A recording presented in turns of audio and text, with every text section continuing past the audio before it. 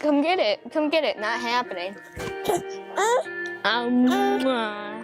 He has a great sense of humor, like you said. He will laugh at everything. Tries to make light of all of it, and it's amazing. This is all it's been. They don't know anything outside of this anymore, so this is all a normal life, is to be going to the hospital all the time for them. So I don't think they realize at the same time that there's anything wrong with it. I think they just think this is normal.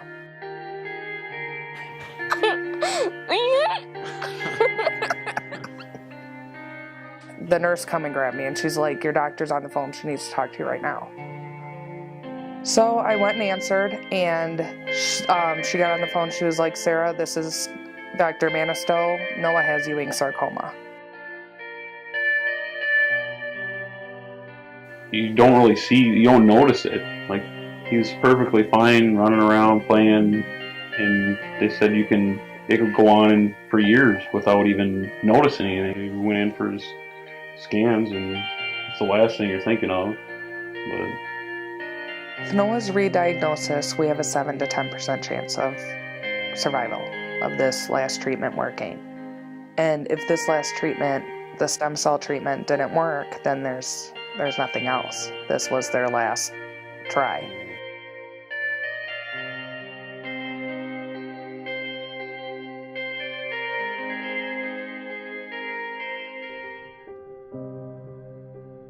It was an emotional day for my husband and myself. We were so blessed to be blessed with such a beautiful family. So a lot of people were saying, oh, I can't believe it. You're going to be so busy. Your hands are going to be so full. And the only thing I can think of is just how full our hearts were actually when we found out we were having twins. So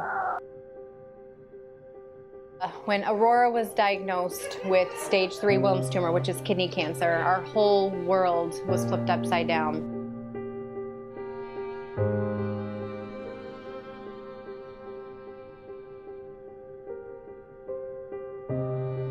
The dynamics in my household between my husband and I, and between my relationships with my children, because I was taken away from my other children when I was in the hospital with Aurora. Our whole world had stopped. When she was diagnosed and they told us her diagnosis, I didn't know what that meant. I didn't know what her prognosis was. I didn't know she was going to make it. I was thinking to myself that her twin brother Parker was going to have to grow up and just have a story of how he once had a twin. Every single day throughout therapy, throughout chemotherapy and radiation, I just told her I wish I could take it all away, and that's all I could keep saying to her. I would take these pokes for you if I could. I would do anything to be in her place and take that pain away from her.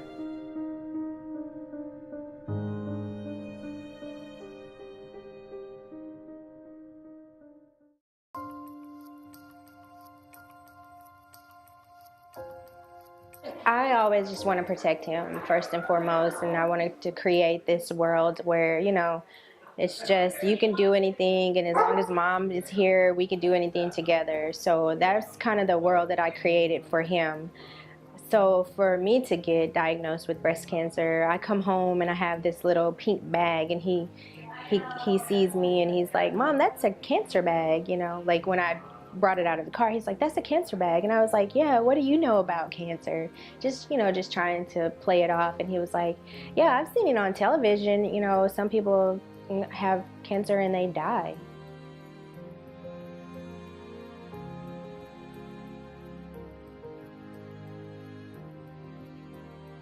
And I never really knew how many people have been touched by cancer until I was touched, and then it just started to open up, you know.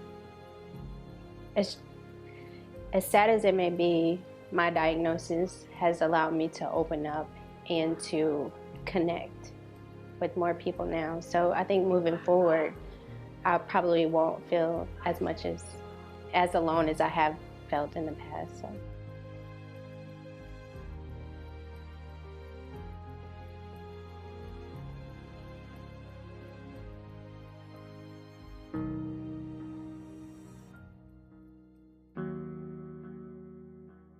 Don't talk about it. They don't. We did like hospice. Once hospice came in, we went into hospice early enough that we got to, we'll use the word enjoy, but we got to use all their benefits. We were there for months, where most people aren't in it for that long. So the kids did art therapy for a while, and that was horrible. They would just sit there with their head down and cry for an hour every week. Wouldn't draw, it was horrible. But they needed to do that. And I've tried them in groups, and we've tried 4 different groups. They just don't want to talk about it. They'll talk about it with me when they want to. The actual death. During the sickness, we tried to keep it as normal as possible for them, which really wasn't normal at all, looking back on it. I mean, they were shifted around. They still are, from house to house all the time. Spend a week here, a week in there.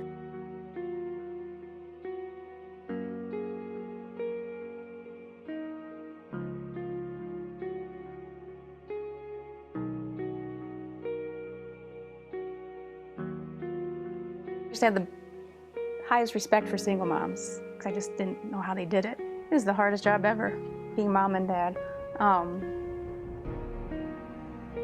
I second guess everything. That's my job. That's my most important thing I have to do, and I feel like I screw it up constantly trying to be mom and dad. But that's got to be it.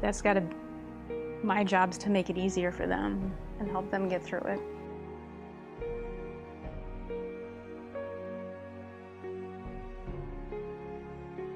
I don't know, it's hard being alone. But it's, and I kind of forgot the question.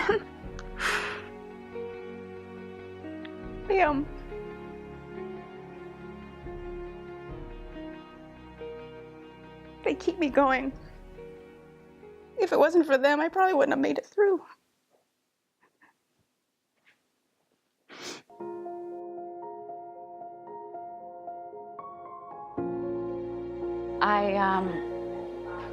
I had a lot of money in the bank. I was always a hard worker, single mother, and I have lost everything from cancer. Every penny. I haven't paid my phone bills, sometimes get shut off.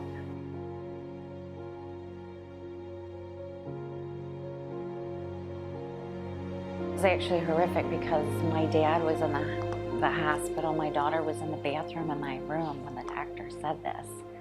And I was hoping she didn't hear this. And on the way home, my dad said she was bawling her eyes out. So it's, oh my God, is my mom gonna die?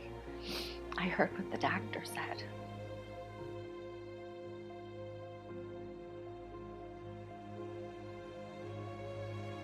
I said, there's always someone worse off. There's always somebody worse off. Someone who can't walk or see or whatever. So to look at things differently, I tried to be more patient. And when I look at people, everyone has a story, and you just don't know what it is.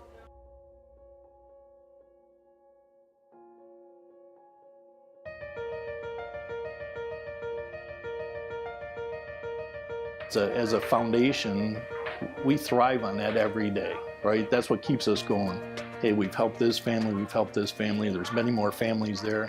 What else can we do to make an impact in the lives of these families?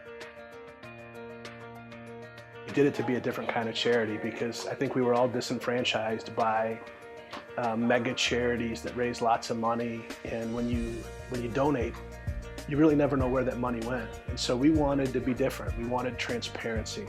You know, there are 11 board members, but we've got an army of angels around us. I think it's a lot easier to take some money out of your pocket if you know exactly where it's going. I think it's a little bit harder when you have no idea where it would go. We do it full time. No one gets paid. No dinners are bought for us within the foundation, nothing. And I think people are so willing to do that. We make it personal. We show them a family that they're helping.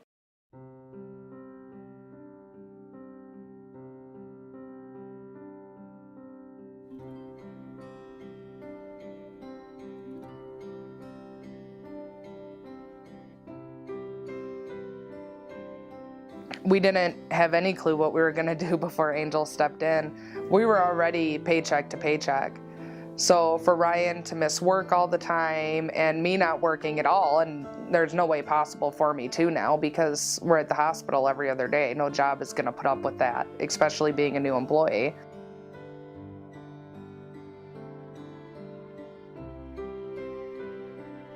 He reached out with Angels of Hope, and that was nice because it brought us some fun times with the kids. They could walk away from cancer for an hour or two and not think about it and just be out and about.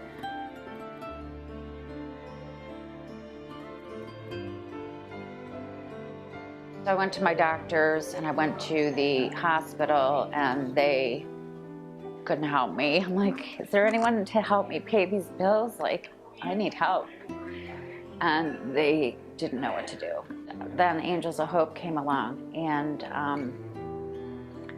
if it wasn't for them, I would not have a home right now.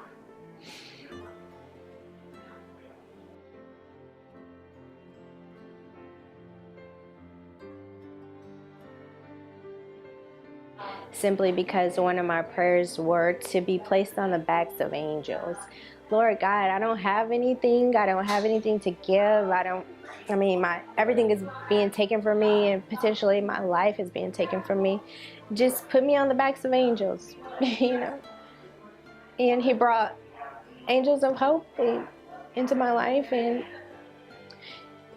when I got the phone call, because I knew what it was going to do for me and my family, so and not have to worry about the financial burdens that plagued my life. So it was huge. It was really big.